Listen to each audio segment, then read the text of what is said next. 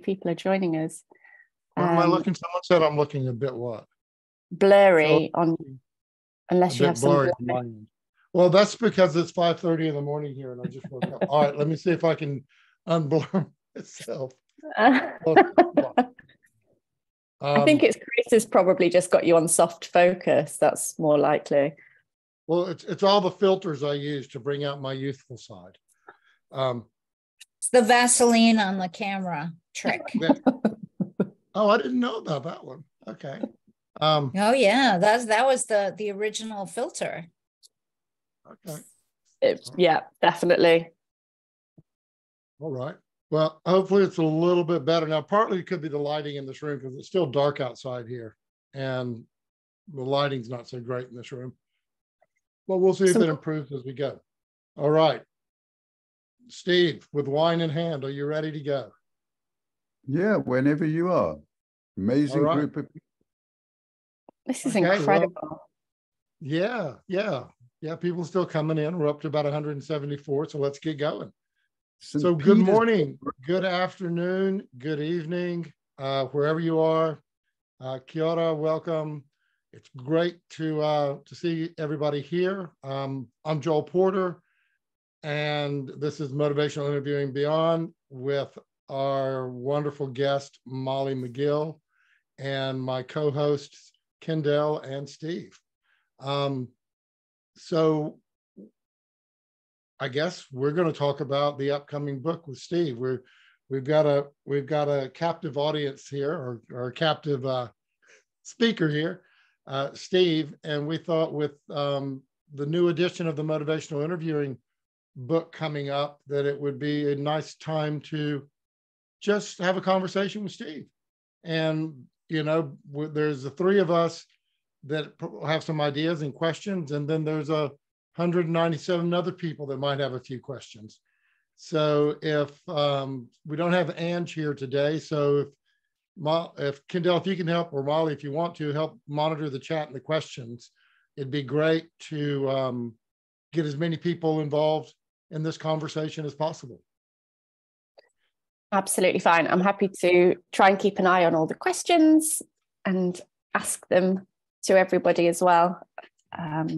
As much as you want. Okay. Well, Molly's been a guest here before. She's a favorite of the crew, and it's great to have you here. Do you have a question you'd like to start off with, Molly, or a thought to get us going? Well, I'm very happy to be here. I'm super excited about where this conversation is going to potentially go.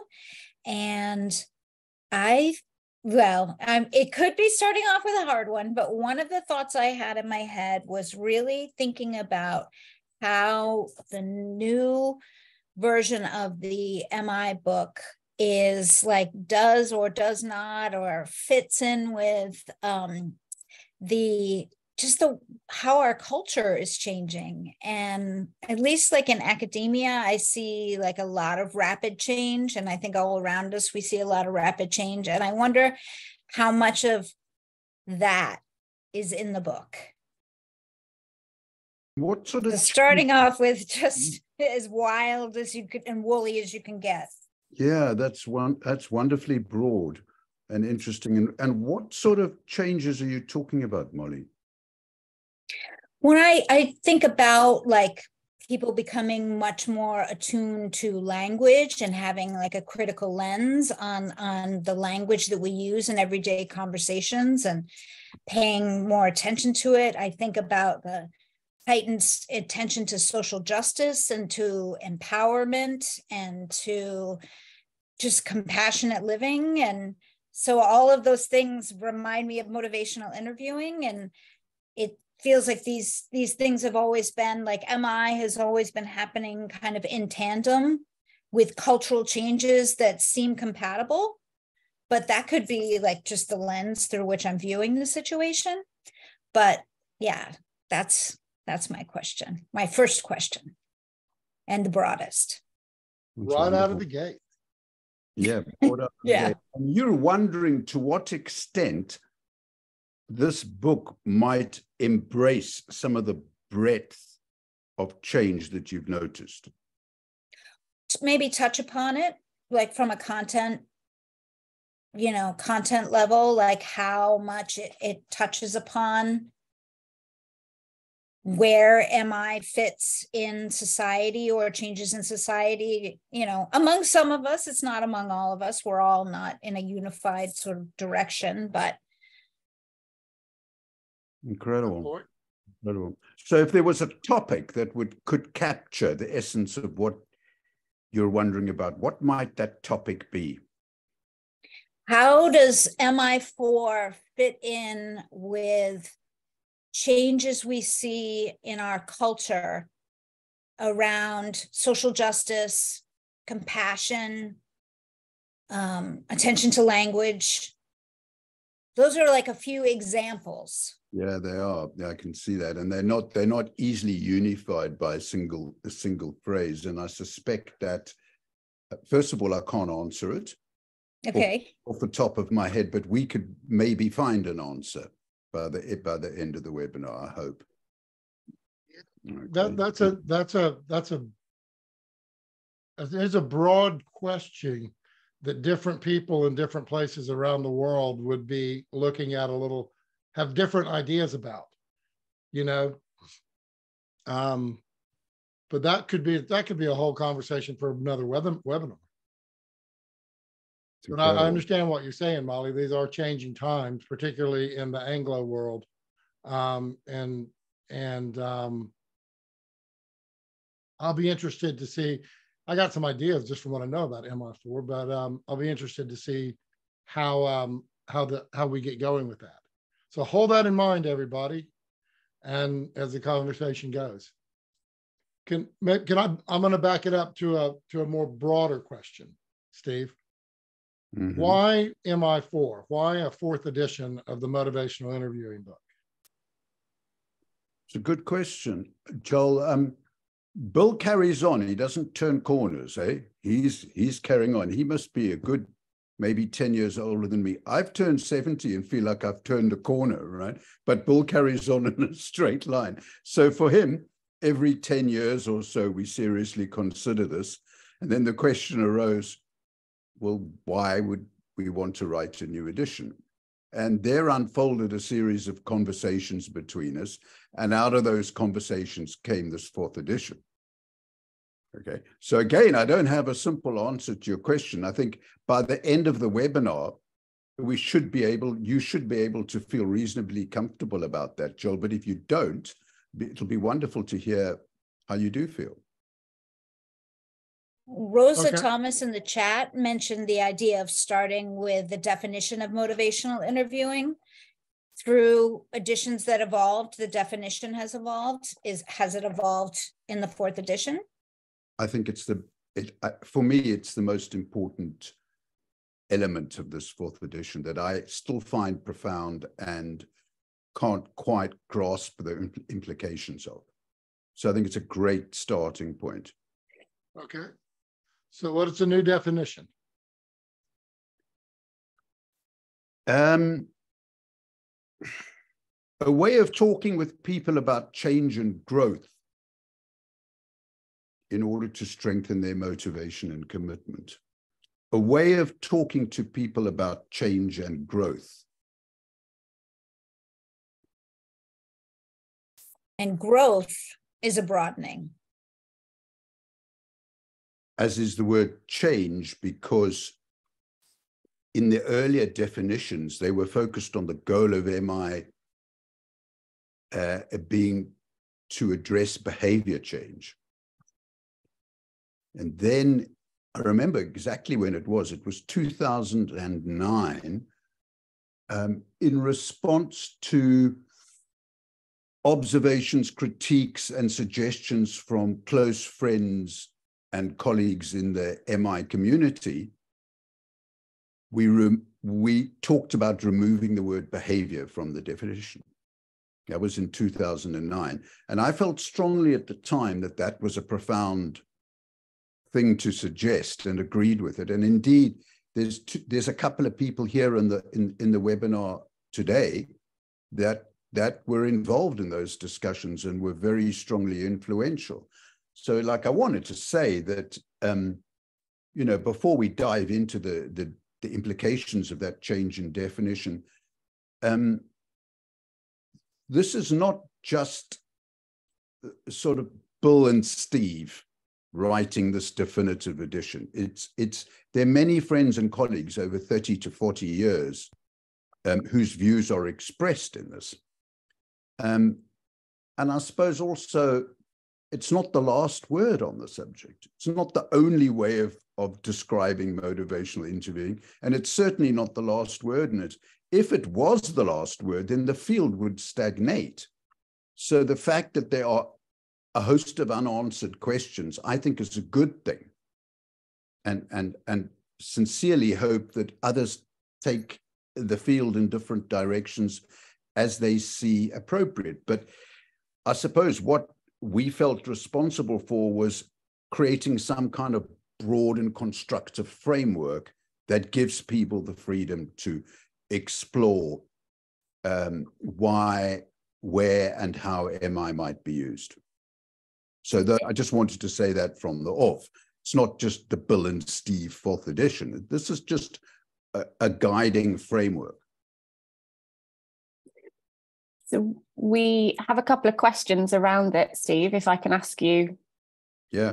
That what people are putting out there. So Judith Carpenter was talking about, she's curious where ambivalence fits in with the new definition, or do you feel that it's just implicit with this broader? I don't think we've adequately resolved it. I think, you know, I must confess that Bill and I don't always see eye to eye. We love and adore each other as friends and human beings and colleagues, but we don't altogether see eye to eye. And what felt like very central all the way through the decades, this concept of ambivalence, about which I have some concerns anyway, okay, which is a separate discussion, probably not for tonight. The moment you say it's about growth and development, then you're moving away from the classic position of ambivalence, which was nicely centered when we were talking about behavior change, because it's particularly addiction behavior change, because ambivalence was so common. Once you remove the word behavior from change, there are plenty of scenarios where people face change where they don't necessarily feel ambivalent, right? And so I ask you to consider the quality of exchange between Bill and I and the sort of looks that I got during lockdown, actually, which was a very special time for forming warm and helpful relationships. And that happened to Bill and I, but I made this point, and so I'm not entirely sure we've dealt with it adequately. But yes, I feel that ambivalence is sometimes a very heightened and serious issue for people, and sometimes not. And this book nevertheless treads that rather traditional line, which I object to. I think some of the elements and the focus on ambivalence, they haven't really caught up with the potential ramifications of a broader definition, which has it that it's about change and growth. For me personally, I had some experiences at home that shifted my grasp of this. I'm happy to talk about them or not. Just telling you, it comes from quite deep down for me. If you're happy to share, I think that would be really fascinating. Joel, I think you had a question as well. Go ahead, Steve. It's real present for you right now.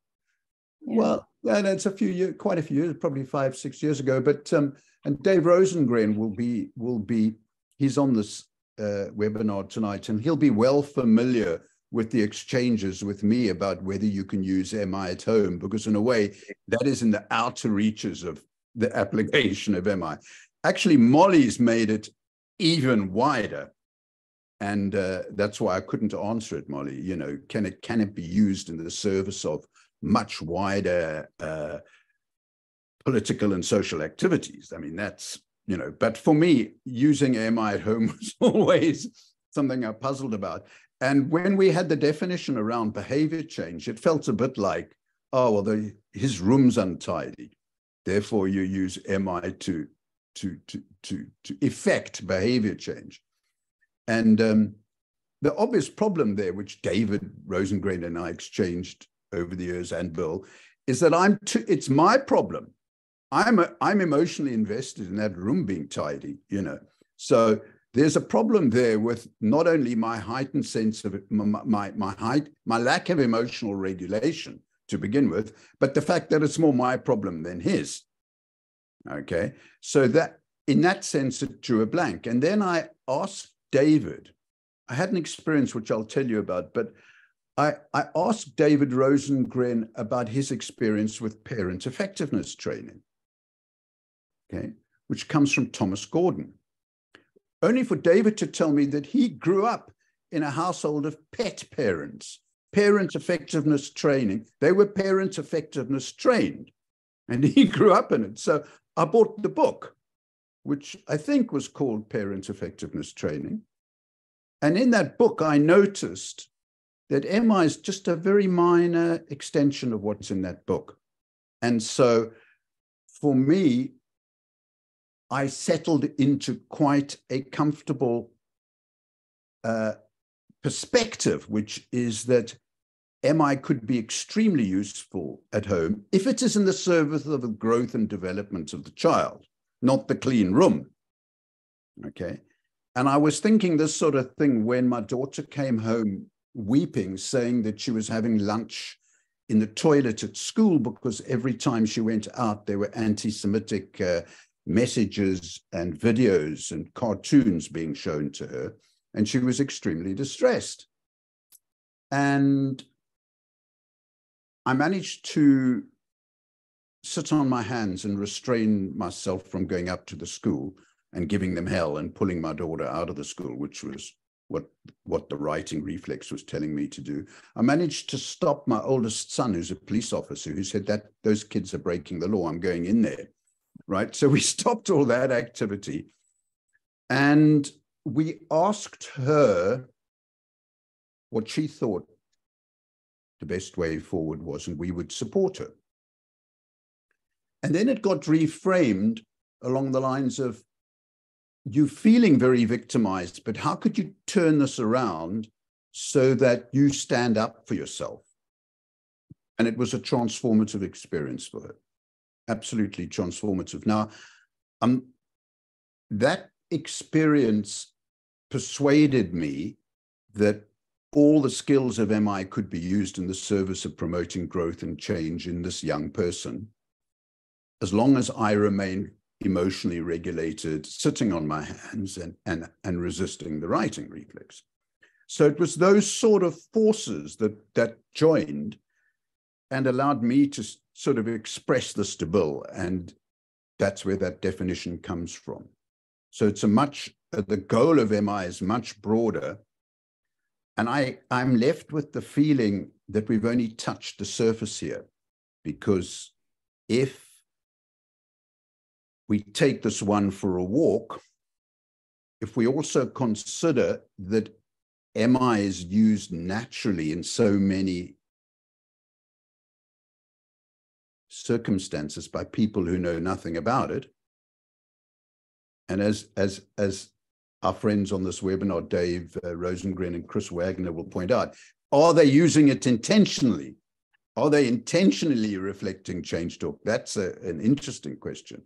But I felt and feel that there's a sufficient groundswell of natural use of many of the elements of MI to cater for this broader definition.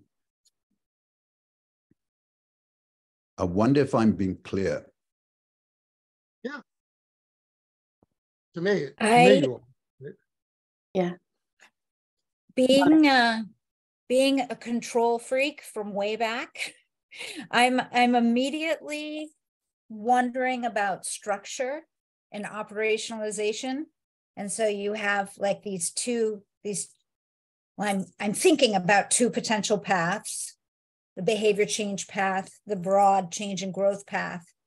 And will they be sufficiently operationalized to still hold on to all those wonderful bits of structure that MI has contributed to the field. And I think part of this comment does come from the chat, and I forget the person that brought it up, but they brought up the targeted behavior change and coding, and the implications of quote unquote change, quote unquote growth broadly, for things like coding and fidelity monitoring and things like that. That was from Fiona, and thank you. Yeah, what she said was, so if the shift has been moved away from the term behavior, in coding MI, selecting a target behavior is critical to using the MITI. And just, for those of you that maybe don't know, MITI is one of the coding tools for motivational interviewing. And does this change open up MI to new arenas? And so does it impact coding practices at all? And then Fiona goes on to say that was really helpful. And actually in education, the conversation, she feels that this shift will be really helpful within the broader fields, which I think is fascinating. Yeah. What I think Miller did a little webinar 2-3 weeks ago about the changes in MI4. And when he put the definition up on his slide, and it was, I think what Bill said, it's a particular way of talking with people about change and growth in order to strengthen motivation and commitment. And my first thought, well, he could be talking about many different kind of therapies. So what separates motivational interviewing from something like solution-focused therapy, something like ACT, because those are about change and growth, maybe not necessarily motivation. Well, ACT's about commitment. But then I thought the doorway into that for me was a particular kind of conversation, which will later be defined as you get into motivational interviewing. Now, the interesting thing about me and what I'm looking forward to hear is how you describe the process, not the 4 processes or tasks of motivational interviewing, but how does it look, right? And that's a coding question, I suppose, as well, too. So if you don't have a change goal, forget about behavior change, a change goal, what's a growth goal, right? I mean, so I think part of it is going to be an unfolding process as people start to operationalize these things and try to better understand them, and to say, well, how do we look at this? What was the original definition of MI? Was it a directive and client-centered approach for initiating change through exploring and resolving ambivalence? I mean, that's from that, as well it should be, good things grow in time. So it's a big shift from the way, a lot of us learned and have practiced and coded and taught MI for decades are moving towards. It feels very much that. I hope we don't lose some of the tangible parts of it along the way, where it becomes anything like, you can spread it on anything and it'll taste good. But that might be a good thing too. Those are just sorry, Kendell. Personally, well, no, I'm just really fascinated how we're all responding to this change in itself, like quite a meta thing. So I can see as well in the chat, there's a lot of people saying, but I'm a trainer and, or I'm a clinician, and how's this change going to affect us? And there's that real anxiety about how does it fit? We're letting go of maybe what we knew and how we're bringing in that to now. And I think Jamie and Michelle are just talking about it feels more organic and encompassing the spirit of MI. And I like that. I think that works from my side, but I can hear this sense of, but also how does it work when we're trying to train it, especially with things around 2-day training and the guidance of how we train. So Steve, I don't know if you'll be willing to talk to that and the operational element that Molly was talking about as well. Yeah, I mean, I'm kind of hesitating to pull out the writing reflex here, but, you know, since you asked a straight question, Molly, you deserve, and this question is not broad and general or vague, like, you know, this question is quite specific. Maybe the instruments are going to be adapted, you know, and that adaptation process, even if it doesn't happen, those instruments are still extremely useful. Behavior change is often the goal in a conversation, and there might be a need to broaden them, but it doesn't stop us, not me, sorry, I shouldn't say us, it doesn't stop people developing them. But yeah. It's interesting. We could carry this conversation on the whole time about the the definition, the implications, and the understanding. How about we look at, like, you know, what's in the box, right?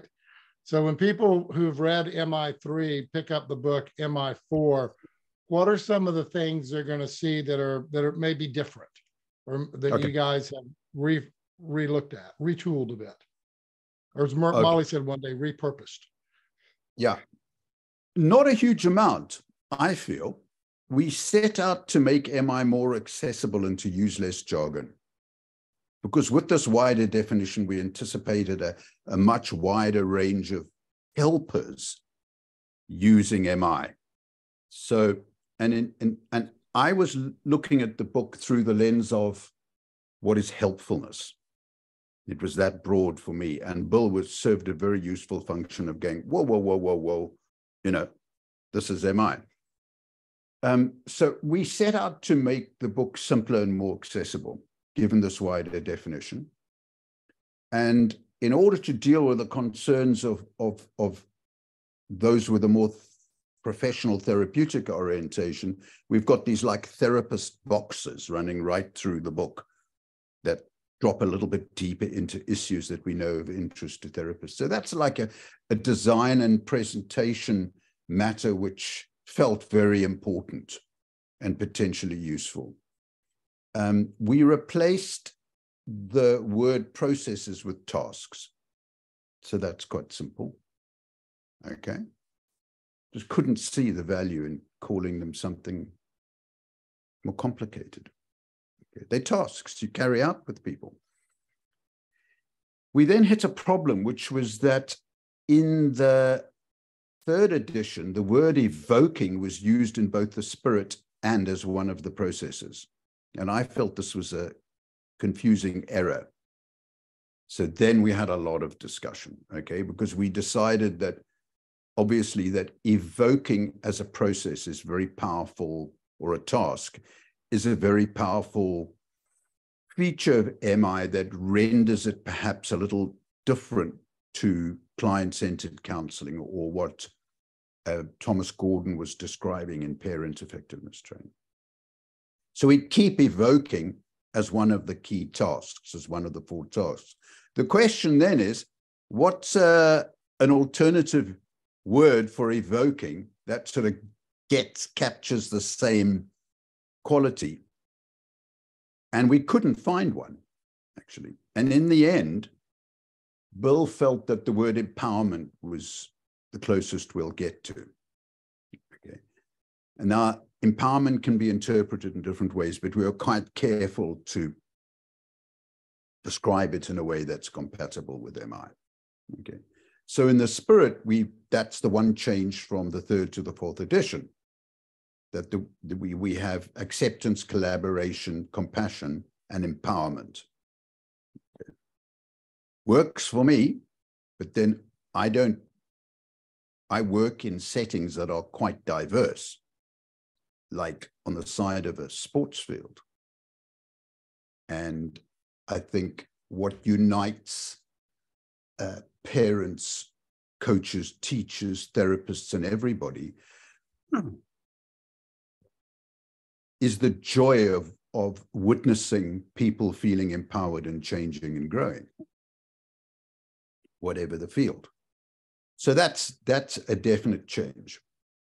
Not a huge amount else, actually. It's possible I've missed out some things, but I don't think so. You know, there's chapters on the remote delivery of MI, as you can imagine, written during lockdown. It's a chapter on ethical considerations. And then someone asked a question about simple versus complex affirmations. And Bill and I could never agree about that.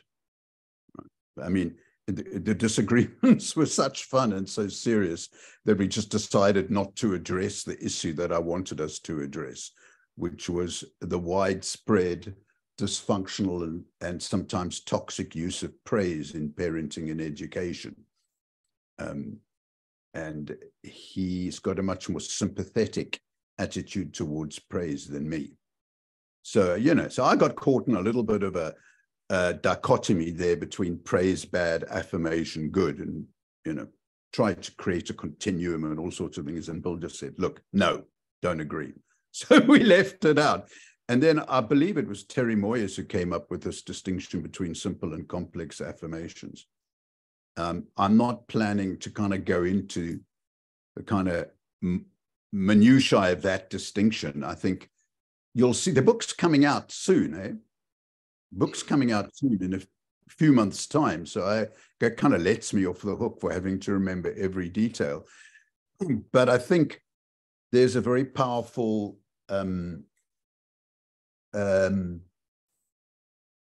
perspective that MI lends finesse to. It's not a perspective that's unique to MI, but MI lends finesse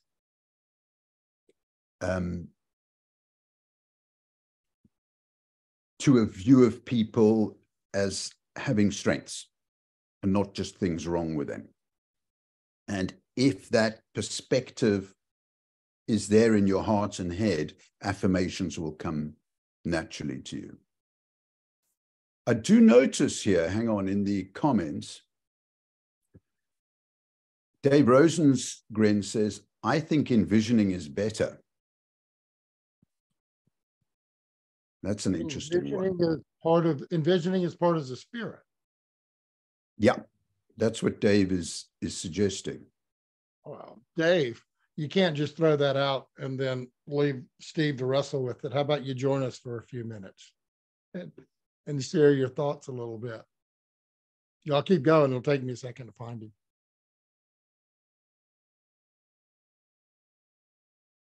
Be a good idea. Peter Reeves is asking, Steve said collaboration. Are we back to collaboration or still with partnership? Peter, you got to forgive me. Okay, I might have made an error there. Okay. Simple answer is I don't know. I'll have a look. Okay, Peter? While David's talking now, I'll have a look. I feel like there's our man. You have a way, Dave, of having disruptive thoughts and questions. So envisioning. Well, that's my usual role. Well, so I know I had said this to Steve before. I just think that the idea of empowerment, while it makes perfect sense and people love that term, it does imply that we are providing the power to someone else.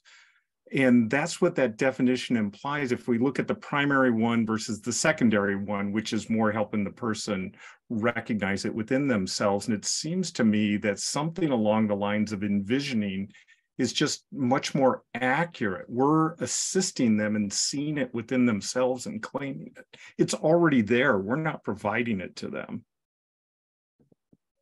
So that's my thought there. I just think it's a strategic mistake that kind of keeps us in some of the things that Molly was referencing in her original question about social justice and equity and those kinds of things. When we bestow the power on the other, then we remain the sort of the power broker in that circumstance, rather than taking the other position, which is the power resides in you and we're just helping you see it. That's my thought. That's a good thought. Steve, you have some reflection on that, or you want to? A very good point, Dave. Very good point. What? Can I ask a question about that? So what I like about the envisioning is it really links with change talk as well. And when we look at the research around the change talk and the future tenses being a big part of outcomes, the idea of envisioning really supports quite a lot of other therapeutic modalities as well, which links with future planning, future thinking, and connecting with the future self. So, David, in your thinking, when we're looking at that as opposed to empowerment, and obviously not to dismiss empowerment right now, how would you intend to use that, or how would you like to bring that in yourself when you're delivering MI training or practice? Mm-hmm. Well, I think people are already doing it. That's sort of the interesting thing, is I don't think it requires an entirely different way of doing what we're doing already. We hear quotes from folks like Stephen Andrew has this lovely quote of not meeting people where they are, but where they dream, because where they are currently is often pretty difficult. And he works in the drug and alcohol field. So that's an example of someone helping to envision. I think in terms of the definition of it, it's really getting people to think not just what you're seeing now, but what are their hopes or aspirations, what are their values, what are the ideal self that they're hoping to lean into along the way, and really taking that future focused look, even as we're sort of listening to what's going on with them at the moment, at the present.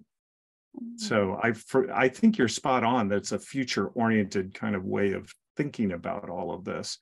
It's not staying stuck in the status quo, but it's offering for the individual an opportunity to see themselves in a different way, in a new light.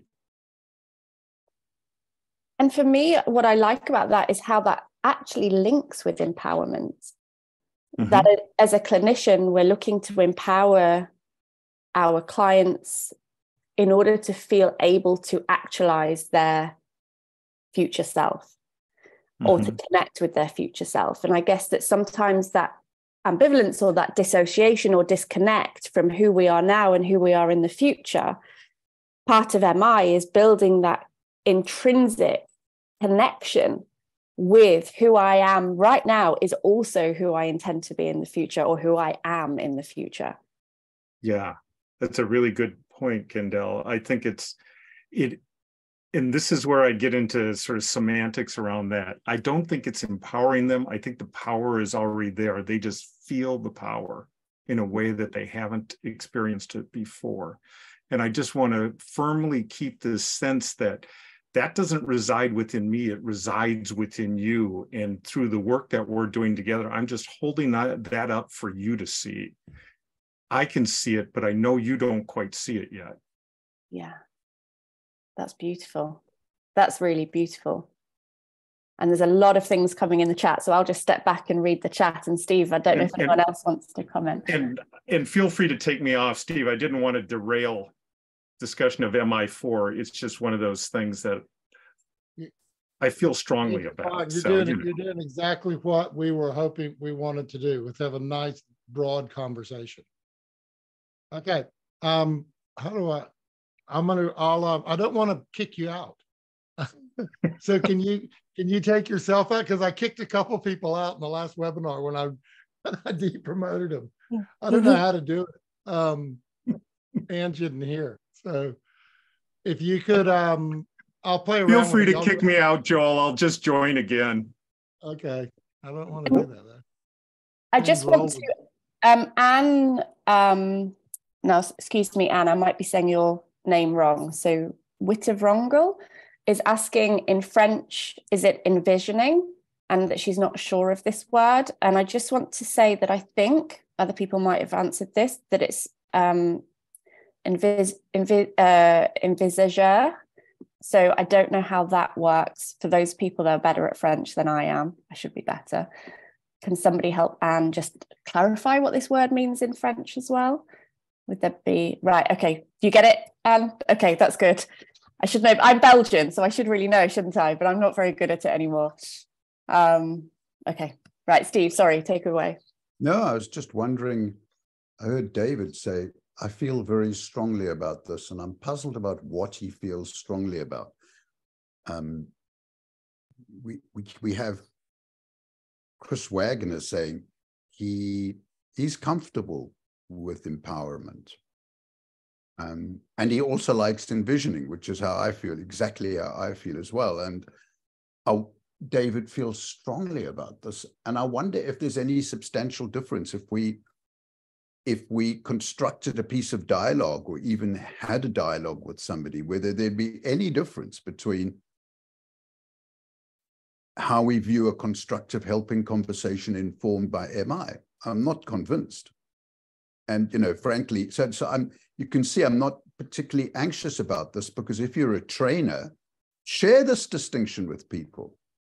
I don't think it's a big issue, but maybe this is a bit kind of misplaced informality on my part, and maybe I'm not appreciating how the impact of what a book like this might be.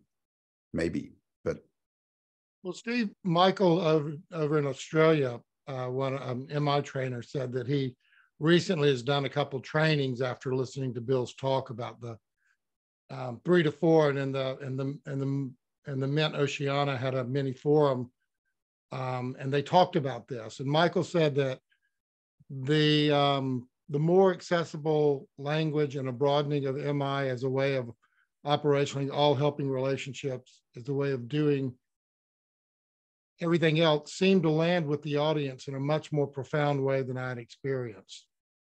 So it seemed like, talking about MI with the less jargony way and the more conversational way connected for his audience. I think I got that right, Michael.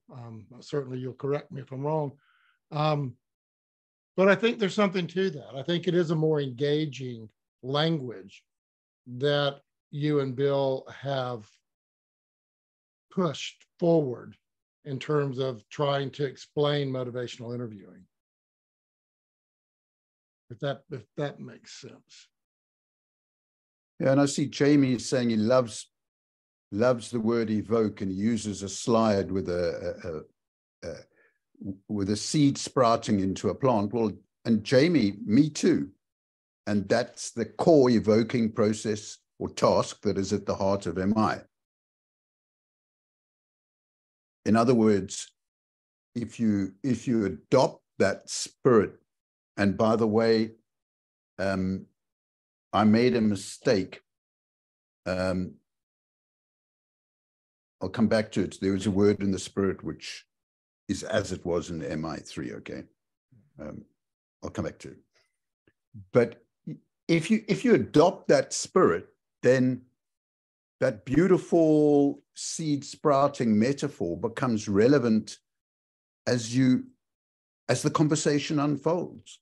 And that evoking task is essentially about watering that flower, that seed.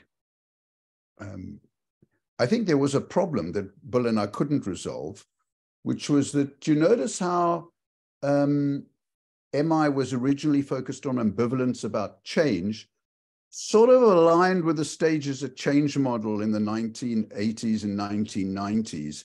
It gave rise to this, I felt, spurious and inappropriate characterization of MI is for when people are in contemplation, then when they're in action, then you do something else.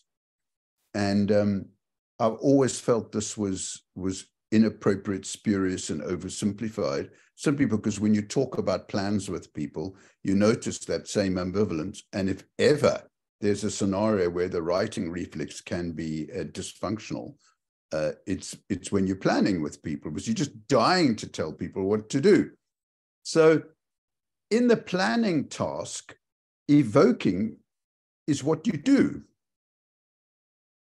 So why have we got evoking and then planning? And I don't think we resolved that.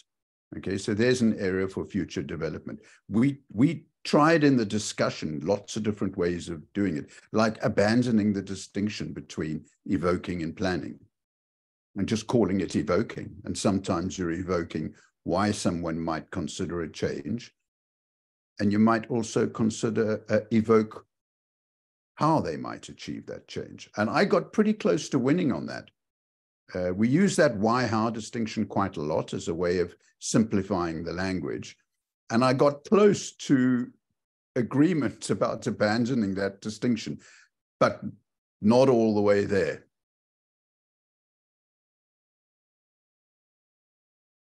Molly, I don't know if you want to add to that at all.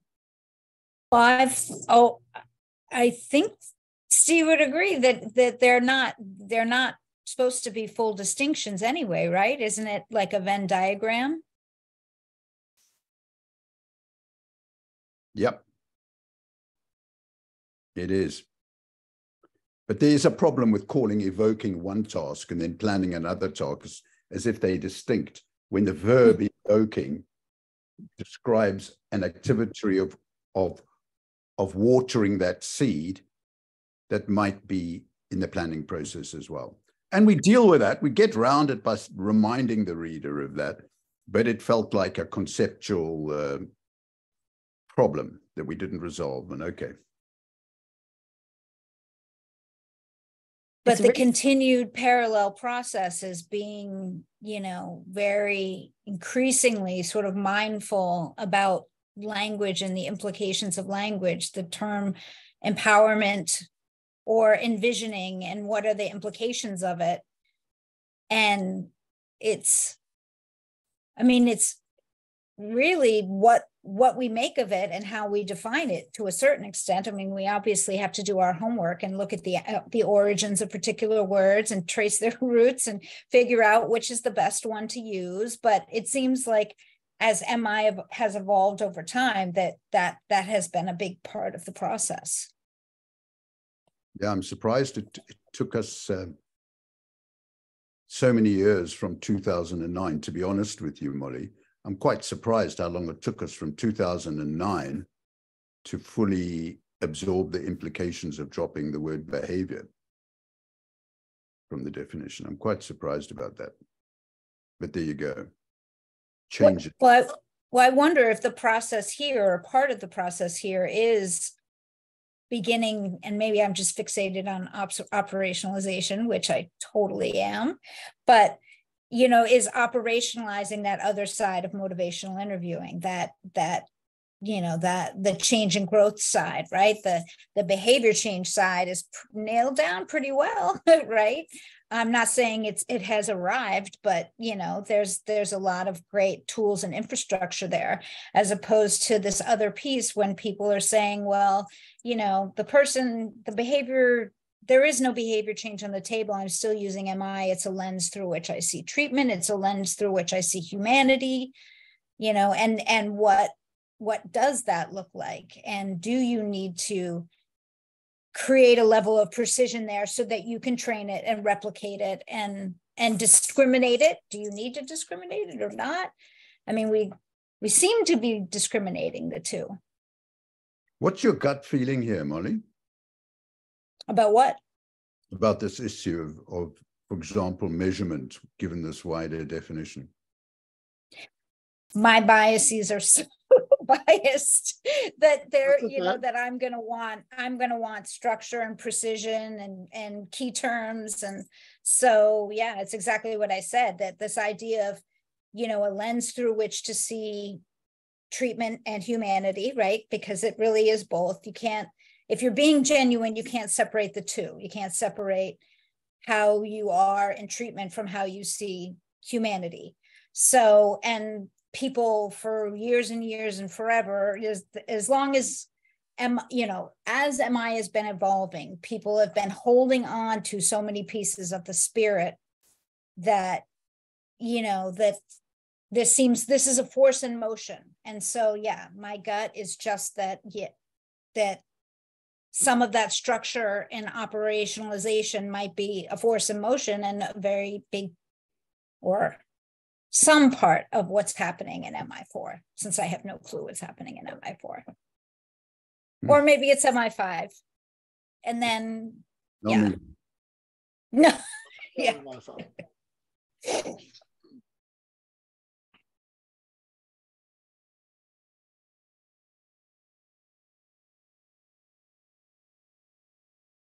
it'll be a work in progress again, Molly. I think researchers like yourself and Terry and other people who are really in the weeds in trying to understand not only, you know, how MI works, but what exactly is happening here.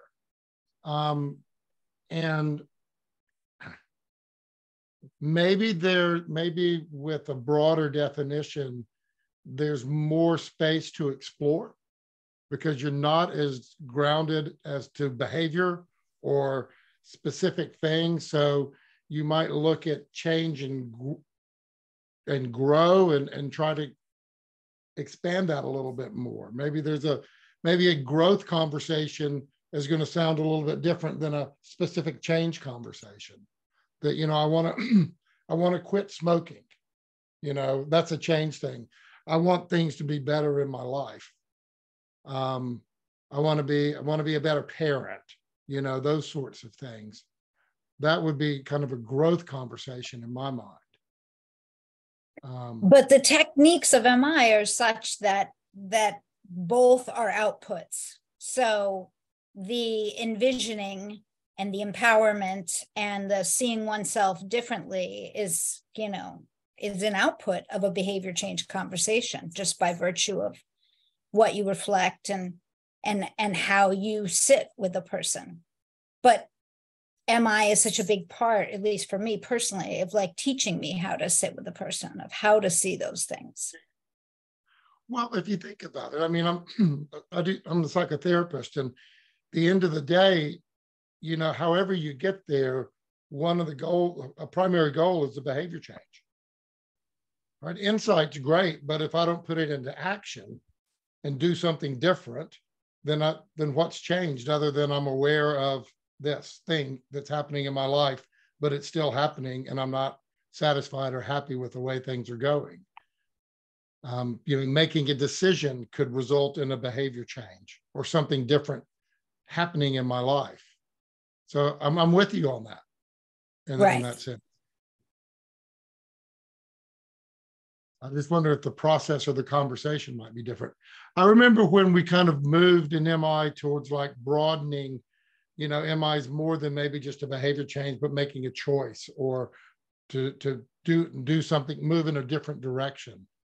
And that was a little bit kind of confusing as well, too. Yeah. I tell you, just to raise something perhaps a bit left of center, but see what you think about this. I work in sport mostly at the moment, and I've noticed, and I've had the experience in other places, the more expert people are, the less they listen. Okay. The less they see it as relevant or important to listen. And in sharp contrast, I was very struck by the work of a colleague here in Cardiff, Wales, in the United Kingdom, who taught MI to these 16-year-old school students in a peer support program. And I watched these kids demonstrate it live on a stage in front of hundreds of people. They had it nailed. They had it nailed because they didn't see themselves as experts. They saw their task as to have a helpful conversation in which they guide someone to search for a way to feel happier, if you like. So there's a bit of a paradox there that I mean, it fills me with optimism with this wider definition, because MI is something that could be used by people who are perhaps a little less expert, who are bound to be a little bit more curious and better able to listen. But that does leave us with a problem in trying to, we hit another paradox if we try to consider how you can, and it's an issue we haven't discussed tonight, beyond the world of the conversation or the consultation or the therapeutic session, can MI be used more widely in an organization to improve relationships and well-being among the people, the managers and the colleagues and things? And of course, there we hit another paradox, which is, in a way, the more toxic an organization, the less likely are they going to be to want to learn anything like MI. And I find that paradox really difficult in my everyday life because I work in sporting organizations. Those that have got a good culture are dead interested in MI. but they're unfortunately in a minority. So there's a problem there. Now, I haven't really thought through what the implication of this wider definition is for organizational change, for improving the culture of an organization. Lynn Johnson asked an interesting question that I think weaves into something like that. When you're bringing motivational interviewing into organization and managers with people who certainly don't see themselves as healthcare professionals or counselors or that. And so what would that look like? And so Lynn asked the interesting question, which was, is there still so much attention to darn cat change talk, given the evidence the original classification is based on? Great question. Great question. Yes, there's just as much, and I couldn't dissuade Bill. Simple answer. Okay. He's on a kind of a straighter path than me, right? And Joel, I wonder if I could bring our attention to Yonai Tillman's comment. I'm quite intrigued by it. A group I worked with over the years said their turnover stopped. Now, there's a linguistic thing here, Tonai, because turnover in the kind of Western English language means profit or whatever. And I'm not sure this is what you're talking about. But Joel, I'll leave it to you. Maybe we can get Jonai to come on and explain this. It's an interesting observation. Loss of staff. So staff turnover. So he's saying they held on to staff better. Climate change. And not as in the climate change, but, institutional climate change. Yeah. Yep. And at some point, we might like to take this conversation to what are the new directions we should be looking at so that we can return to your opening question, Molly. Okay. And that links maybe with Fiona's point again, is she's interested to know, Steve, how you feel about taking MI into broader fields like schools and HE, and having MI-inspired conversations are surely helpful. I have no hesitation about that. I think, as some of you might know, I collaborated with a group of friends in the MI field and wrote a book on MI for school teachers. And I work in sport, and every day, literally every day, I observe the phenomenal impact of people feeling cared for through constructive conversation. It's phenomenal. They're starved of it. So you notice the exceptions when it happens, and it's remarkable. The impact on performance when people do feel someone's got their back. In education, I think it's a absolute, and then you hit that paradox, which is that the more busy and stressed an organization is, like a school, the harder it is to introduce MI. And this I find painful, to be honest. I have no doubt about the potential, because if you ask a school teacher why they became a school teacher, you'll get the same answer as you do with a sports coach or a parent. For those people that might not know as well, there are groups that work around MI in education that you can access, and also the motivational interviewing in leadership in organizations, that it's definitely worth looking into as well. There's a lot of research and work that's being done around how motivational interviewing supports organizational change, cultural change. And also, I think for me, links with a lot of other research that really fits with MI around how empathy influences organizational change. And when Terry Moyers talks about, the understanding that we have that often it's not the modality that's used, it's the therapeutic alliance.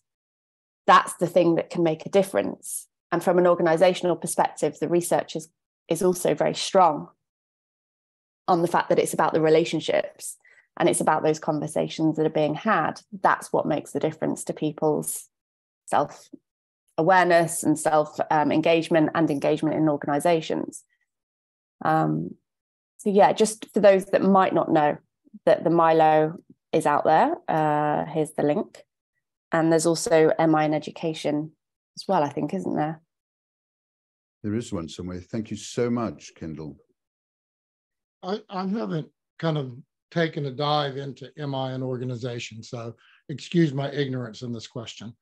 But I've been wondering the last little while, is, as MI is broadening out, sometimes I wonder if people get the spirit of MI confused with what MI is.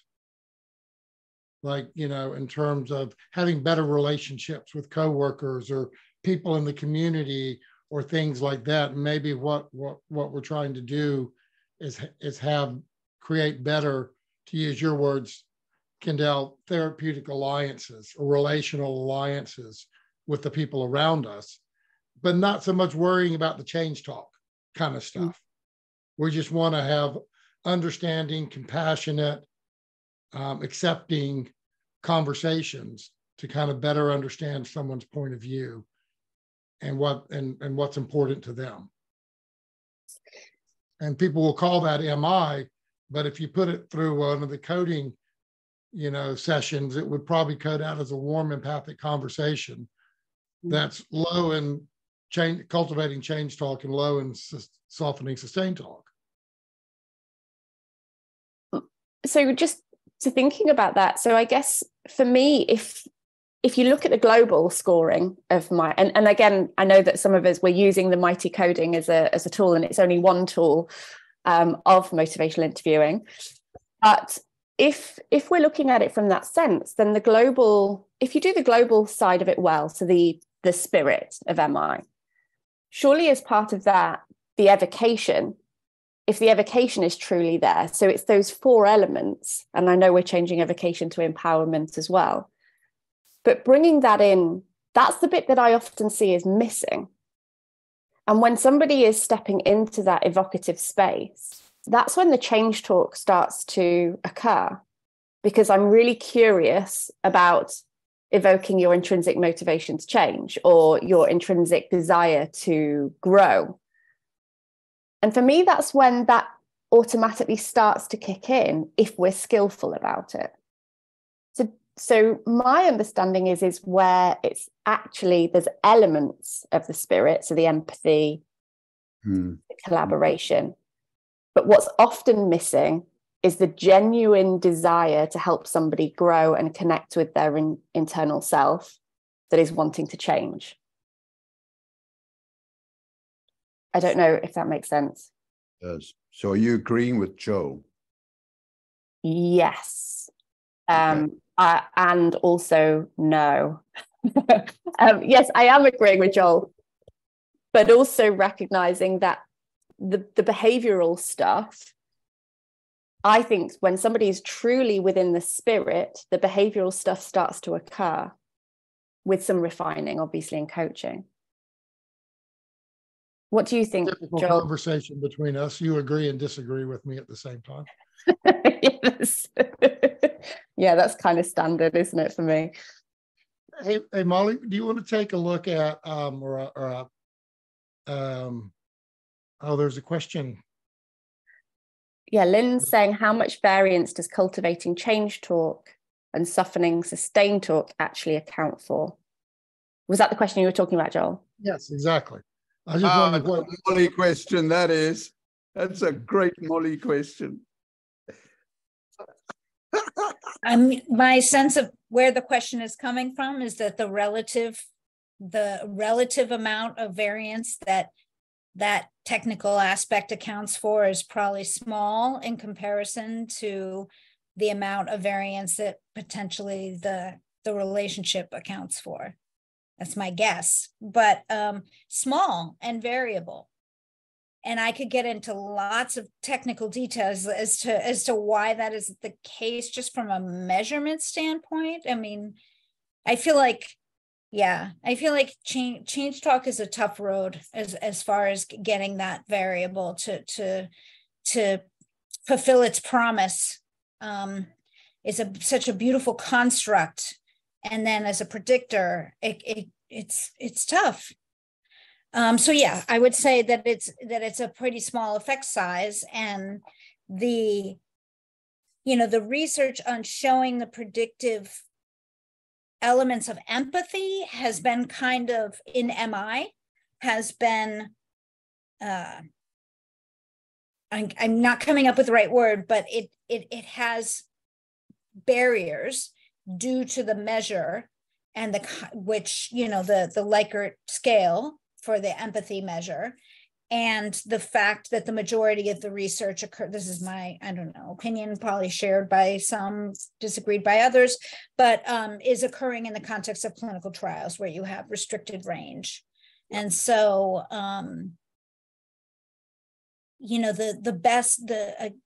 a lot of the research around the variance explained, say, by the therapist's empathy is more coming from the general psychotherapy literature than from the MI literature. Wow. But still, I'm still kind of holding out of this belief that it would be stronger than that change talk, sustained talk element. So there's a blend of opinion and science. So on the heels of that question, I have a question that for you and Steve, and anybody else in the audience that might have some thoughts about that. So there's been MI 1, 2, 3, and we're on the eve of MI 4 coming out.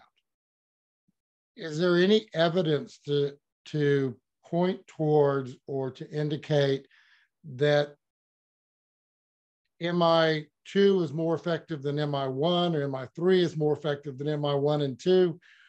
Has changing the language and changing some of the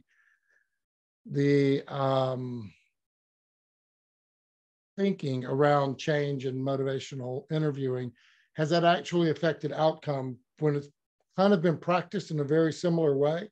I know that change talk was a huge, jump in MI world, but is MI still fundamentally the same thing? We're just thinking about it in different ways.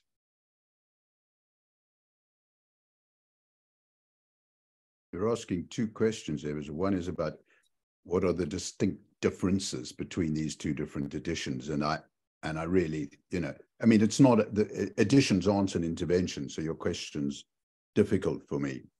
You can't look at the effectiveness of a book, but your underlying point is, has it been worthwhile to develop MI in this way, and has that had any impact?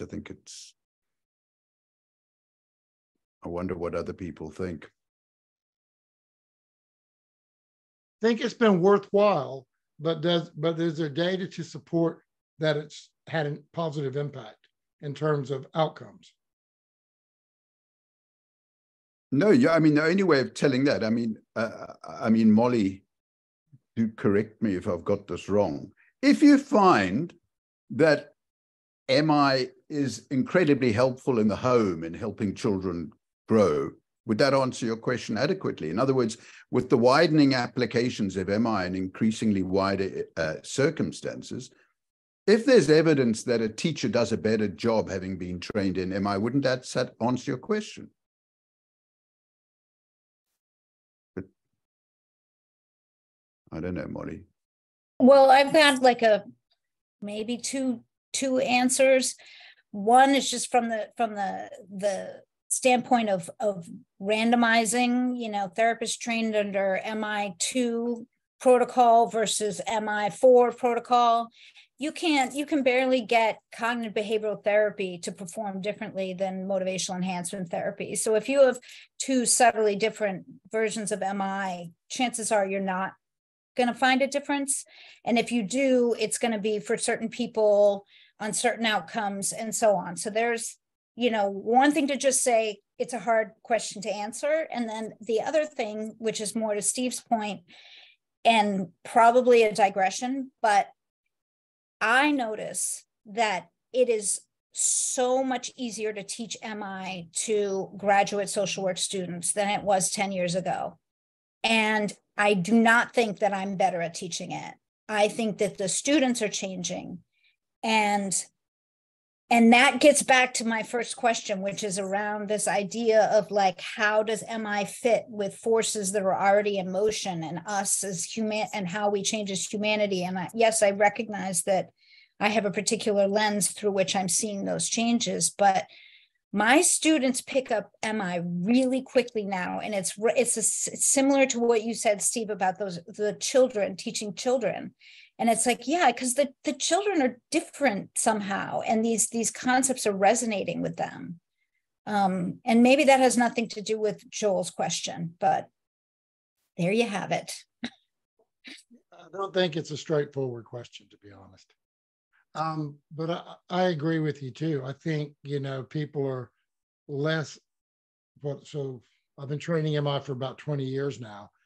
And I certainly have less and less sort of people in the audience doing the yeah buts.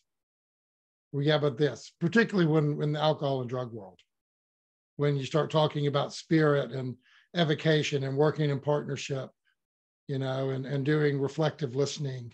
And, that used to be very contentious, particularly in the States when I would talk about motivational interviewing. A lot of pushback there. Now people just kind of take it in. Even in probation, I'm doing work in Australia with probation officers, and they're very receptive to a non-confrontational and a more collaborative approach in working with people.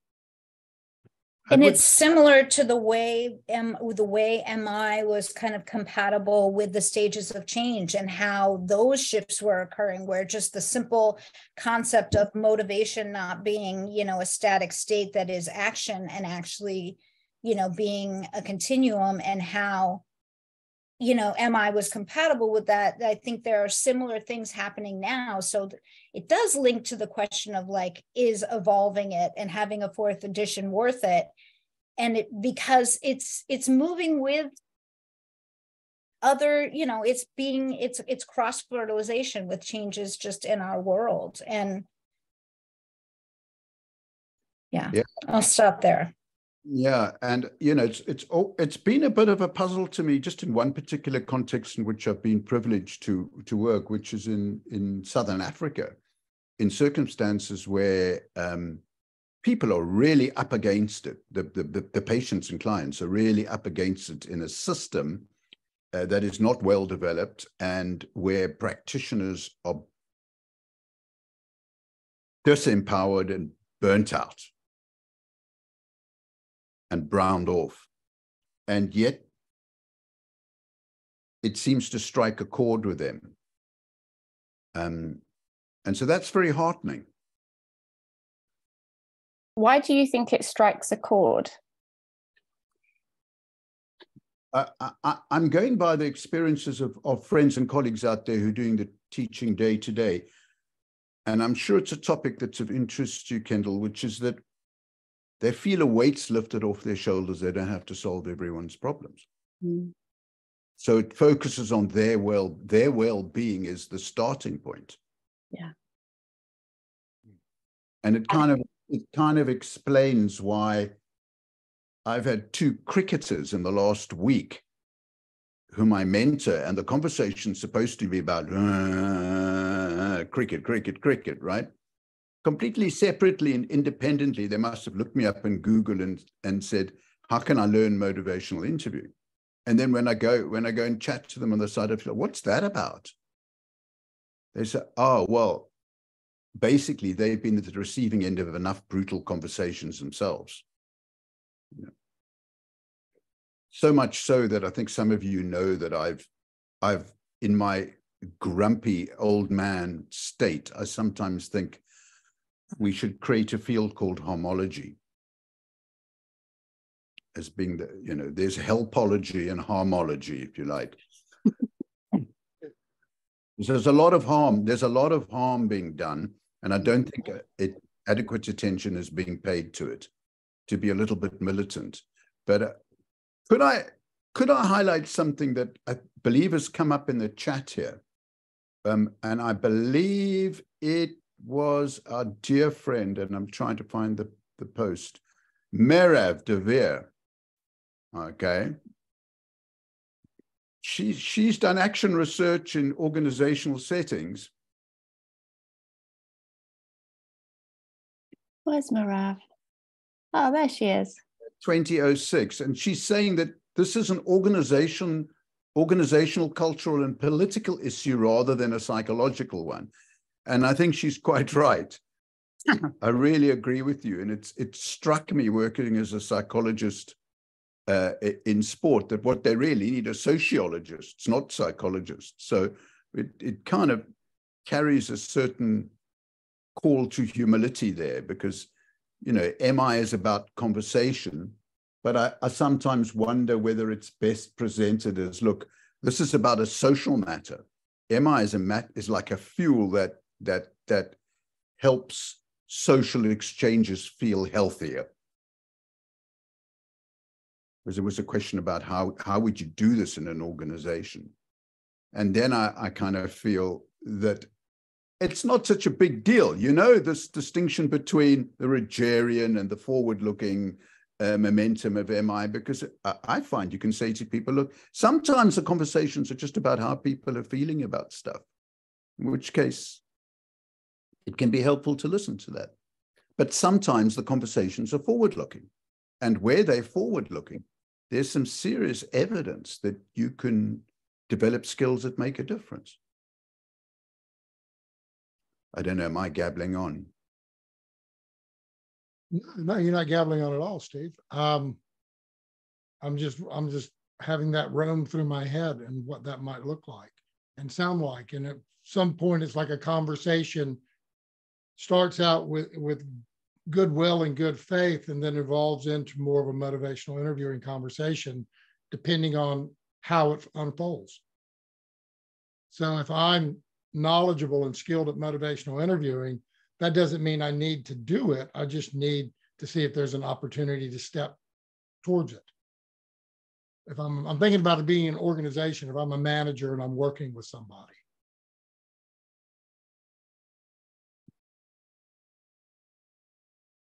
Lynn had another interesting question about the stages of change, the trans-theoretical model, stages of change. And she wondered if we've thrown the baby out with the bathwater in the MI world, in terms of, I guess what you'd be saying is almost distancing ourselves from stages of change. I'm wondering if there was an oversimplification or a focus on the stage of change at the expense of the other aspects of the model, of the trans-theoretical model, particularly the two processes of change, particularly the processes of change.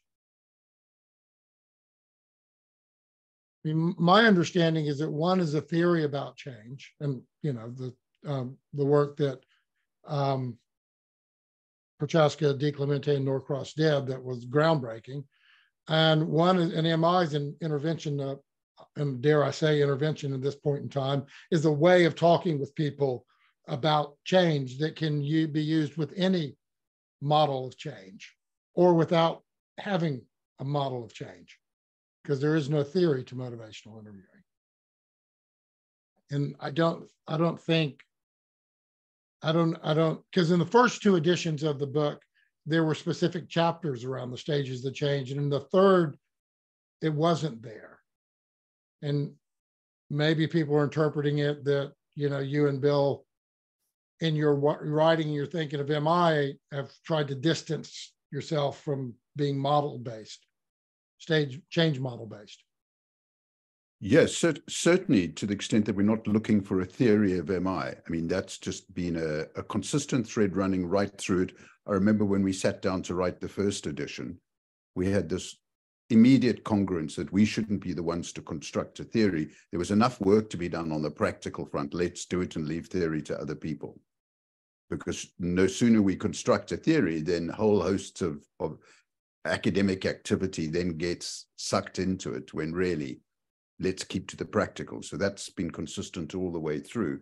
So hence, in all of these editions, and particularly the latter ones, we haven't gone too much into why and the theory. And that's probably, and if we did, how much attention would we give to the stages of change model? Probably quite a lot. We did give some attention to it in the 4th edition. I can't remember how much, but we're contented cousins is the phrase we came up with. We still feel that way. So, Lynn, it's by no means the case that we kind of have got an attitude towards the stages of change model. But I think it's also a real good plan for us to kind of broaden our wings and say, what other models, concepts, ideas should we really be looking at, given we've got a broader definition? And psychological safety is one that I've been wondering about. So I've done a little bit of digging. It's too late for MI4, and I'm not sorry about that. But I've noticed in organizations, for example, that psychological safety is apparently really important. The question then becomes, how do you help people create it? And, as Merav has said, this is a social and organizational matter that has psychological consequences. So I've been wondering about, what are the social interventions, if you like, that MI can help with? And there are other concepts and ideas that we could and probably should be looking at. What is growth? Is it subjective or objective? Who's defining what growth is for one person to another, from another? And how does that fit with autonomy, supporting autonomy?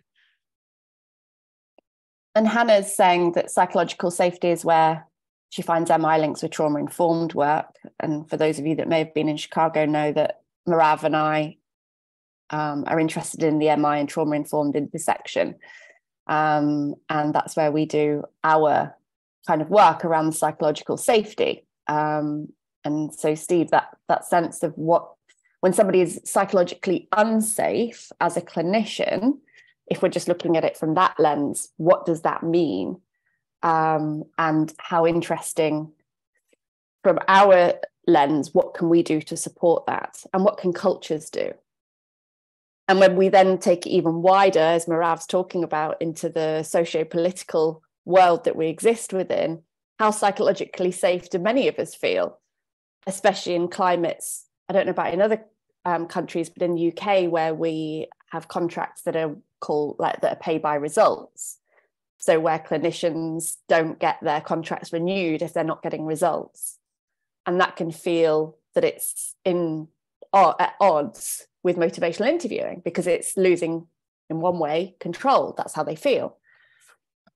And so that sense of what psychological safety means within an organizational perspective is so important. And how do we create that? Intended cousins. Oh, yeah, that's the TTM, isn't it?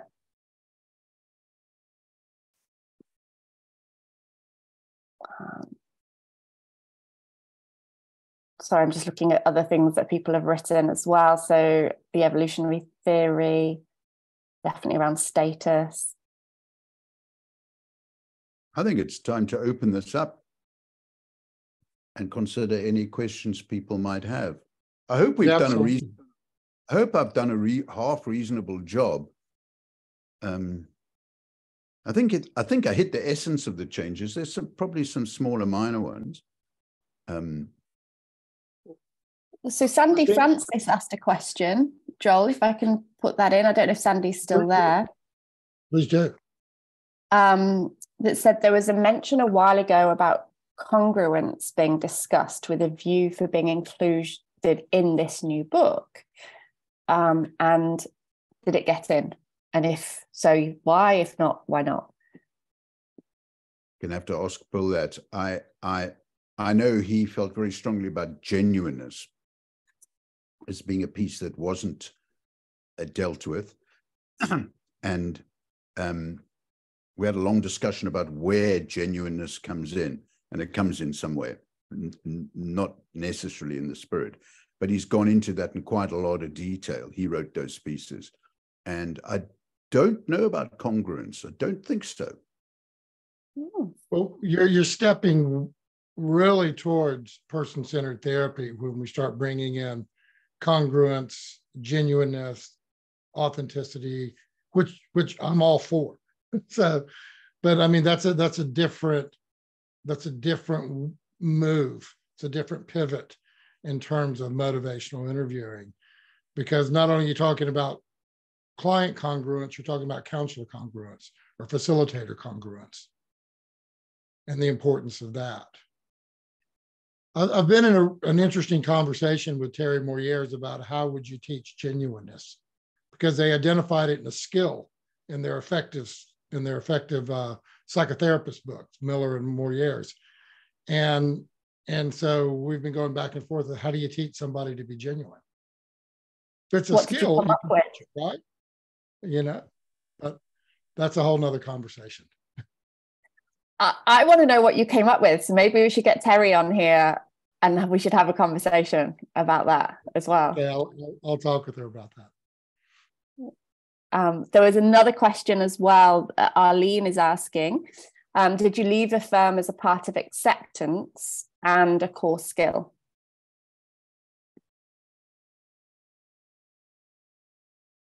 Could you repeat that? Yeah. Let me just get it up again. Sorry. Just lost it. Did you leave a firm and affirmations as part of acceptance and a core skill? Yes. No, we got the same oars. Yeah. We got the same oars. There's a problem there, which we discussed. And again, I went along with Bill, which is an affirmation is usually a statement. So you could argue that an affirmation is a form of reflection. Okay. In which case, let's make it simpler. But he so loves acronyms and he so loves oars, he wouldn't let it go. So off we went. So as a trainer, that's something that we often get, especially in people that are quite new to MI. Yeah. You know, is an affirmation just a reflection? And it's quite hard as a trainer to decide and talk that through. So Molly, you know, from your side with your research, I wonder how you bring that in as well. Because Charlotte is saying, I wonder if reflective listening is also very affirming. And I know when we're coding, and Fiona and I have been doing some coding, it can be really hard to distinguish between just a really beautiful, complex reflection and an affirmation. I mean, I'm happy with keeping the distinction between the two and allowing them to overlap. And I'm actually, that's coming from someone who really wants things to be orthogonal when it comes to measurement, but they can be a reflection. They're not necessarily a reflection. And I think more about the function. So thinking about reflections that function as listening, as evoking, as evolving a conversation versus affirmations that function as reinforcing, as empowering, as strengths building. And so making that distinction seems important to me.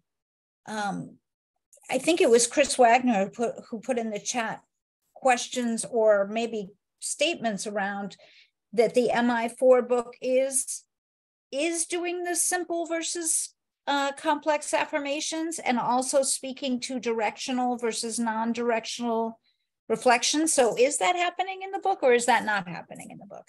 I guess the question is, are some of the ors being almost discriminated or defined further for teaching purposes? I think we've strengthened that distinction. Yeah. Yeah. And I do in my writing and training very, very clearly. It's well worthwhile. I agree. There's a crazy question here. Let's have it. It's a bumper one. Okay. Well, I'm just aware we still have 200 people here and we're at 7:30 and I'm more than happy to keep going.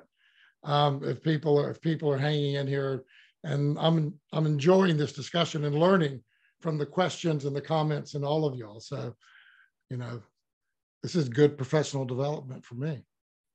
Me too. But we're on the half hour, so we could effectively say the webinar is over, but we're going to carry on chatting. Is that correct? That's correct. So officially the webinar is over. So now let's have some fun. Thanks for your questions, Lynn, and your comments. Yeah. Amazing. Thank you, everybody. If you do need to go, for coming along and participating. And before we close the things, thanks to Steve as well for helping us and sharing everything that you've done with us, because it's just incredible. And I'm really excited to get the new book. I have to take a few weeks off to redo everything I do. Thanks, Steve. I think one of the things that I'm sitting with me with this discussion is that, you know, technically or structurally things haven't changed that much, other than empowerment, you know, moving into the spirit. And as Bill put it when I asked him about the third edition, you know, what happened to reds, you know, and what happened to developing discrepancy and all of these things. And he just said they didn't go away. They just kind of fell naturally where they should have been all along. And that's kind of the sense I'm getting with some of the thinking around MI3. It's not like because we don't, you know, have evoking, therefore MI is not evoking. It's just woven into everything about motivational interviewing. And it seems like that's kind of what I get the feel of as I listen to this conversation, is that the thinking is shifting, and how we think about people, change, growth, and working with them is what's shifting, not so much the technical side of motivational. No, that's correct, Joel. I'll tell you something else that that was a very hot issue for me and for Bill and I. And I think it is reflected to some extent in the book, but not nearly enough as far as I was concerned, which is that the major development for me in my practice of MI was inside me, not in my skills with people. And if you like, it's a bit of a crude way of putting it, the mindset and heart set of the helper hasn't been emphasized adequately. And if I think about the three editions, you know, the first two or three, and maybe to some extent, it's all about them and how we are with them. But how we are with ourselves has been neglected. So, and I think Bill accepted this, but he finds it difficult because he is so naturally mindful and heartful himself when he speaks to people, that it wasn't a big struggle for him, whereas it was for me, because I am naturally an enthusiastic writing reflexer. I like to sort problems out, as he said. It was a much more powerful personal journey for me. And also, he is a naturally calm person. He's quite calm, whereas I'm more volatile. And I think most people are probably somewhere in between, or more like me than him. He's quite unusual. And so the emotional regulation and well-being of the helper, you could argue, is 50% of the story. Yeah. Certainly, if you're thinking about it from collaboration perspective. Yeah. But if true collaboration is that both of you are showing up, then absolutely. One of the things that really strikes me with what you're saying, Steve, is Gabor Mate.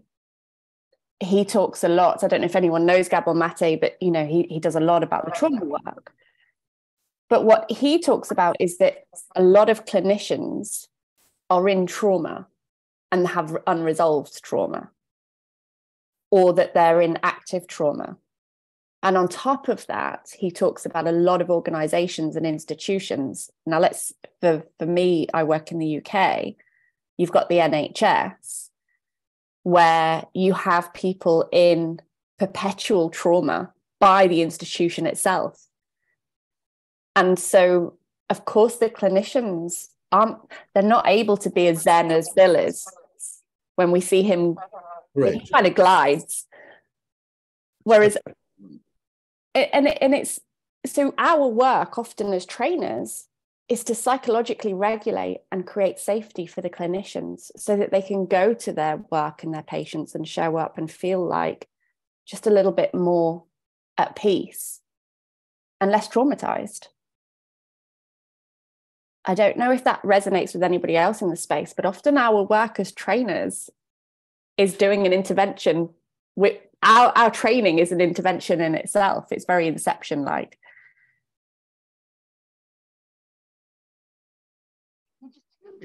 For some people, for sure. I think I've talked to other people, and they said, learning MI was transformative, including, Bill Miller. I mean, the years ago he did this presentation, "Am I Still a Behaviorist?" Or something like that, and the shift within him. I can't speak for Bill, so I won't. But I was thinking about something, Steve, as you were talking, and it seems that at least, in the training of psychologists, part of the training in the 60s, 70s, and 80s was kind of doing your own work, and being willing to kind of get on the couch if you're going to ask people to be on the couch. And that drifted away. And I'm not completely sure why. And so I think part of it is in people's development. Now we're talking about people who I'm talking about counseling and psychotherapy. This gets back to congruence. Self-exploration is a part of it, and encouraging that in people. And, I don't know that's too broad of a brush for motivational interviewing in that way, but I do know that when people learn how to do reflective listening and are genuine, that it does kind of shift the way that they do their practice. I've seen some pretty hardened addiction counselors, come about face when they actually saw, if I can let go of this and experiment with that, it feels better to both the client and myself, because that's what I wanted to do anyway. But I was trained that I had to be a hard ass to get it to happen. Superb. Yeah. I see David Koss is asking a question here. To follow up on Kendall's funny comment, one takeaway from today is that we do not need to redo everything we do. I think you're talking sort of as a trainer, or maybe as a practitioner. However, what words or comments or evocations that we do now does the 4th edition recommend that we should no longer do? Well, if you remember my opening comment, the 4th edition is just a framework. So what you do is going to be your choice, your unique way of integrating this way of being and having a conversation that makes sense to you. So, just start there. Okay, David. And what comments with clients does the 4th edition recommend we now make? I would say absolutely no difference. You want to be your authentic self, talking about change in such a way that this person feels safe and brave enough to envision new ways of handling things. That's it. It's as simple as that.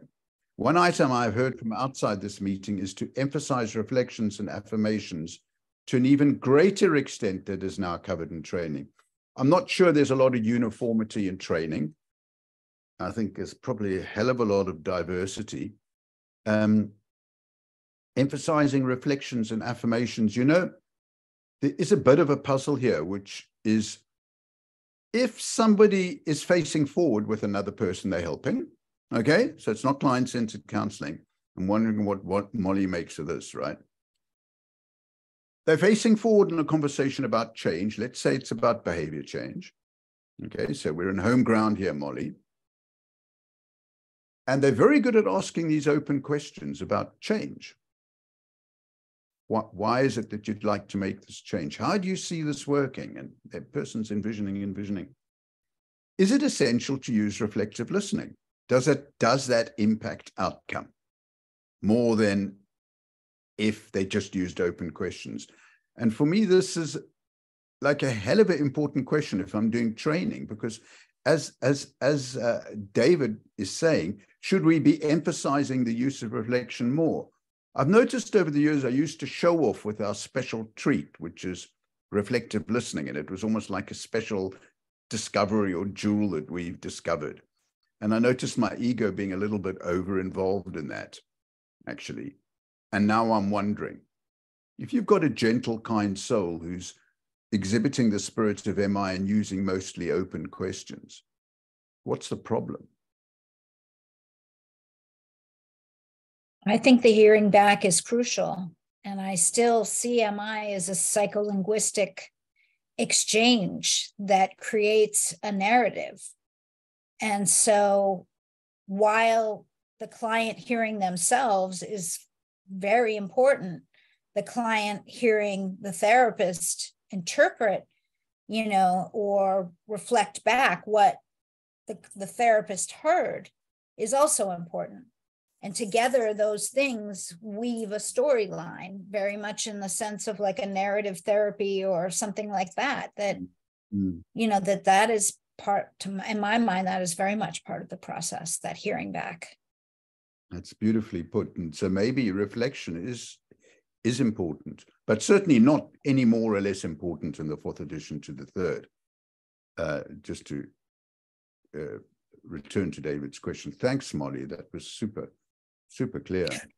Well, but I'll also just to resonate so much with what you said earlier about, how MI helped you. And so there is just the very simple piece of how reflections help to kind of keep us self-regulated. Exactly. It forces you to listen. Exactly. If you're formulating questions. I mean, of course, you have to listen to come up with a good question that carries forward the last thing that was said, but still, it's not quite the same listening as what it takes to do reflections. I tend to agree with you. It's like you lose the music. You lose the lovely melody. Yep. But I noticed I came up with these things called my 6 C's. This must have been about 5 years ago. I often forgot them and never put them in any book. I don't know whether they're in MA4. I think Bill did put them in somewhere, which is that my reminders to myself, me, just as a single human being, are to let go of 3 C's. Okay, cleverness, complexity, and clutter. That's what I remind myself. And then to hold on to compassion, curiosity, and I've forgotten the last C. There you go. I always forget 1. So I got 5 right. But, it was a formulation that I found extremely helpful, because I found that I could bear that in mind and settle myself down in an emotionally regulated and calm way with someone. It's hard for a lot of people. Clutter, and the complexity was the other one? Clutter, for the ones you're letting go of? Clutter, cleverness, and complexity. And Tanya's got the other one, and hold on to curious, calm, and compassionate. Thanks, Tanya. I've completely forgotten. No. I have to let go of control. So One of the things I'm adding my C of control to let go of. Yeah, and then there's loads of other C's, but thank you. Yeah, I'm just getting a hang of it, Chris Wagner. Yeah, sort of. I lose my every now and then, Can I just add to what Molly's talking about the control thing, and just with what Steve's saying as well? And I'm going to bring in my trauma lens a little bit here, that I've done a lot of work about whether the writing reflex is a trauma response, and whether our need for control is part of our fawning or our fight, flight, our threat system.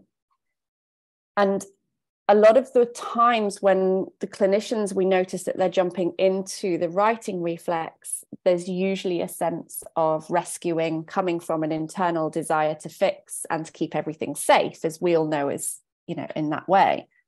But it's something that we often notice as what Steve's saying is, having a mantra about the 3 C's or the 6 C's, And Molly, you're saying about the letting go of control. And it's so difficult to do that when it's ingrained in us, and especially when we're in more of a heightened state around our practice or around our need with our clients. And how do we anchor ourselves? And I'm curious about the MI4 definition.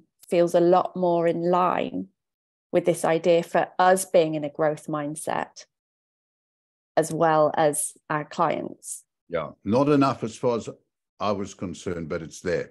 Yeah. And I'd love to know where you want to go, Steve, because you've said this a few times. Like, where would if you'd have gone further, where would you have gone? Good question. I would have peppered the book with observations about how the clinician was feeling at the time that they said whatever they said in the dialogue, and used that dialogue and those comments about how the people are feeling, particularly the helper, to highlight constructive and less constructive conversation. I would have done it inductively like that. Bill said I was needlessly complicating it, which could also be true. I think this idea about control is very interesting, because you're controlling, if you like, the kind of overall direction of the conversation. So it's not completely letting go control. You're steering the overall direction of the conversation, but not the content. Well, you are to some extent, but the desire to control everything is almost like an emotional experience that is well worth letting go. I agree with that. And it's very hard. The more expert and training people have, the harder it is for them. And that speaks to the other potential piece of it. There's the trauma piece can be one aspect of it, but then, as you mentioned, there's also the ego piece, and the idea of, helping people and having answers feels good. So we're just, as therapists, kind of pressing the lever of like, oh, there's my dopamine spike of, being able to have the right answer, or the magical insight, or the opportunity to use this really cool thing I learned 2 days ago in my, in my class or whatever. And that's, those are also really important pieces of control that I think MI helps regulate us away from. Yeah, and we're looking pretty much at the shadow side of all of this, aren't we? Because there is a place in helpfulness for solving a problem for people that I don't think necessarily has a dark or shadowy origin. And in fact, in the Yiddish language, there's a term called Mensch, M-E-N-S-C-H. It comes from Yiddish, right? And a Mensch is that person who's got this kind of combination of good sense, compassion, and practical solutions to a problem. So a Mensch steps in and solves a problem with compassion and good practical common sense, and it's widely appreciated and respected. So I think it's got more to do with how you do this. It does often come from a good place, and I feel that the ask, offer, ask framework is a super channel for channeling the writing reflex.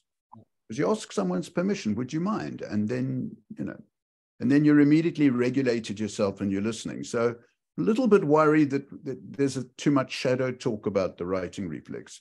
Not that it's invalid, but that there is a positive side to this that can be channeled. How's that?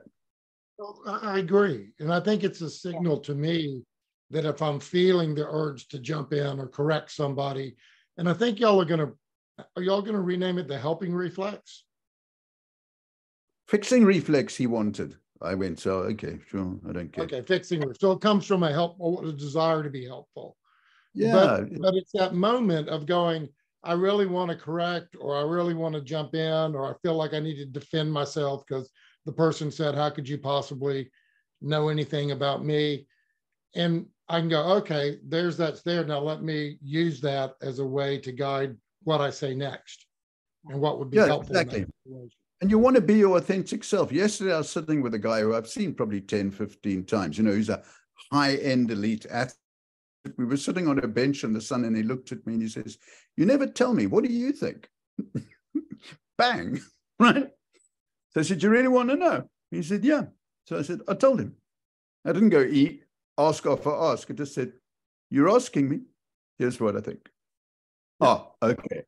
You know, but that's in the context of feeling and being authentic. Yeah. Okay. And having an established relationship. And exactly. And this is something that I think we don't deal with adequately. I think if you've got a good enough relationship with someone, you can just order them what to do.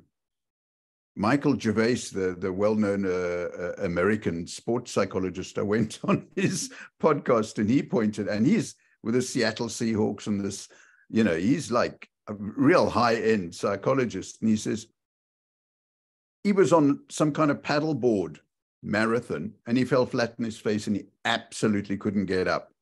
He just couldn't get up and he was just about to cross the finishing line when his coach, who was in a boat nearby, just shouted at him and said, "Stand up." And he said it was phenomenal, the impact of it. He stood up and finished. So he presented this as, and I think to kind of be serious for a moment, if you do have a good enough relationship with somebody, a lot of the traps we are fearful about when you're just developing a relationship, they're not too much of a problem. So, and I don't think we've dealt with that adequately. No, I agree. I mean, I'm very different in my interaction with somebody I've been working with for 3 months versus this is our second session. Yeah. Chris Wagner says, well, if you've got such a good relationship with your son, just tell him to clean his room.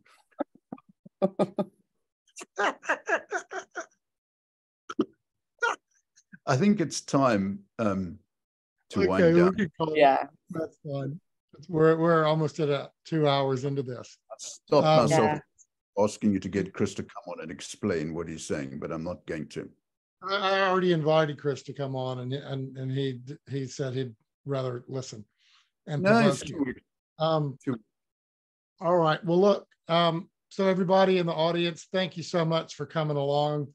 100+ people hung out for 2 hours with us. We really appreciate it. All your interactions and questions and thoughts, and knowing Steve is that he's taking it on board as well as the rest of us. Molly, thanks for taking time out of your busy schedule to join us. It's always a pleasure to listen to you and get your take on motivational interviewing.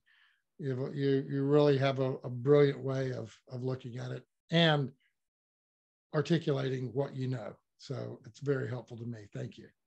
And as always, Kendell and Steve, it's a pleasure sharing virtual space with you. I look forward to seeing the three of you later this year in Copenhagen, and we can sit down and have a proper conversation. Yeah. Any closing thoughts from anybody before we say goodbye? Nice way to spend the afternoon. Great. Okay, Molly. Thank you so much, Molly. Thank you very much. Thank you to everyone, and to Molly and Steve and Joel, as always, for this as well.